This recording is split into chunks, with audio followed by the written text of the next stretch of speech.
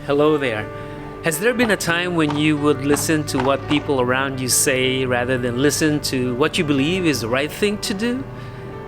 Have you experienced so much peer pressure that you did anyway what was normal in order to feel accepted rather than be the only one to stand on what is right? We are all subject to such temptation. It seems that it is just normal for us to desire to be accepted and be in the group. In my early 20s, during my early years in my profession, peer pressure was so strong that I went through such acts that now as I recollect them, makes me wonder how indifferent I was. That I failed my family. I have repented of that.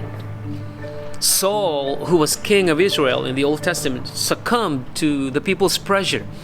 He was given the strict instruction to totally destroy the Amalekites and everything that belonged to them.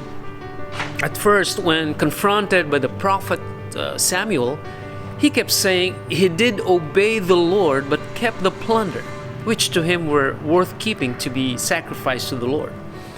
But when he was finally told that he had been rejected as king, the real reason came out of his lips. I was afraid of the people, and so I gave in to them. 1 Samuel 15:24. The want for acceptance cost him his kingship. Samuel said, to obey is better than sacrifice. The sweetest act of worship can be the most detestable if we fail to obey. What has the Lord been telling you? Let's check ourselves. We may be unaware that we are covering our disobedience with an act of worship. Has God given you a word but you continue to ignore it because it only means one thing, be unpopular to the people? You are the only one who can answer that question. I'm not saying that it is always easy to obey, but obedience is a decision we make. The world may be saying it doesn't make sense.